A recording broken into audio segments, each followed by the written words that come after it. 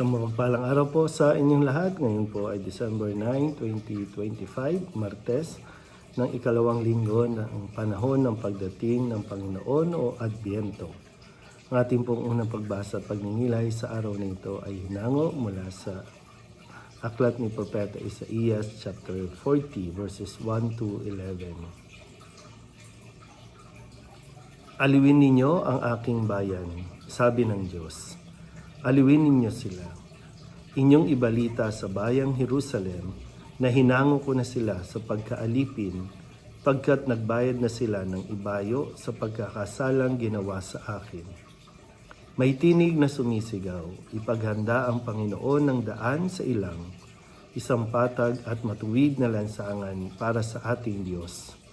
Tambakan ng mga lambak, patagin ng mga burol at bundok, at pantayin ang mga baku-bakong daan.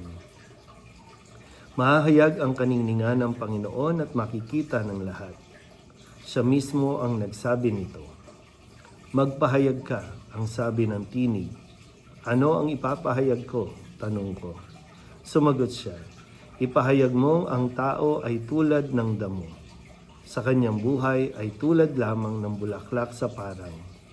Nalalanta ang damo at ang mga bulaklak ay kumukupas kung sila'y mahipa ng hangin. Ang tao nga ay tulad lamang ng damo. Oo, ang damo'y nalalanta at kumukupas sa mga bulaklak. Ngunit ang salita ng Diyos ay hindi lilipas. At ikaw, O Jerusalem, mabuting balita ay iyong ihayag. Ikaw, Sion, umakyat ka sa tuktok ng bundok. Ikaw ay sumigaw, huwag kang masisindak.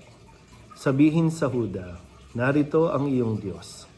Lumarating ang Panginoon na makapangyarihan, taglayang gantimpala sa mga hinirang, at tulad ng pastol, yaong kawan niya ay kakalingain.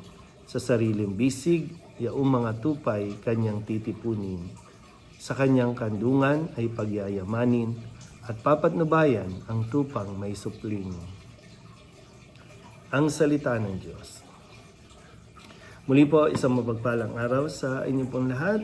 Tayo po ay napapatuloy sa ating pong paglalakbay dito sa panahon na tinatawag nating Adbyento. At nawa, sa araw na ito, matapos natin ipagdiwang kahapon ang kalinis-linisang paglilihi sa mahal na Birhen, ngayon ay muli nagbabalik tayo sa paalala sa atin sa panahong ito ng Adbyento na maghanda.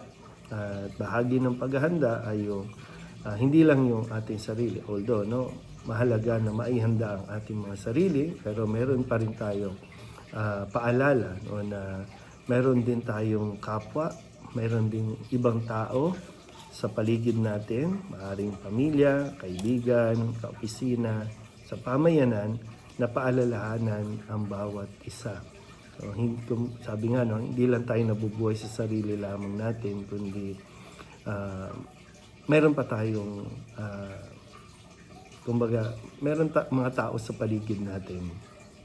Kaya nga ang sabi sa ating unang pagbasa, na ipahayag natin ang pagdating ng Panginoon. So, meron pala tayong responsibilidad at misyon natin na iparating sa mga tao na sila ay magsisi, sila ay maghanda sa pamamagitan ng pagtalikod sa mga kasalanan, at tayo ay kailangan na papaalala kung paano may napapaalala dapat sa atin, sa ating mga sarili.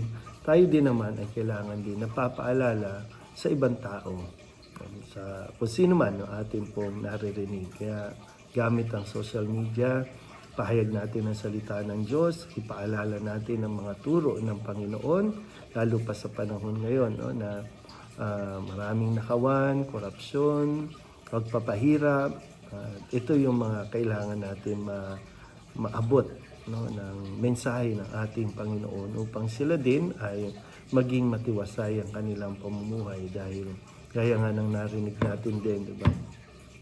Hindi makakabili ng kapayapaan o peace of mind ang kung anong meron ka, kung alam mong mali ang iyong ginagawa.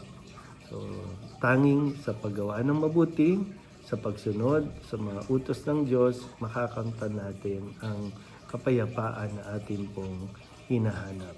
Kaya muli, Suriin natin ang ating mga sarili at muli sikapin natin na tayo po ay makapagpaalala din sa mga taong dapat pagpahayagan at makarinig ng salita ng Diyos. Muli po, isang mapagpalang araw sa inyong pamilya.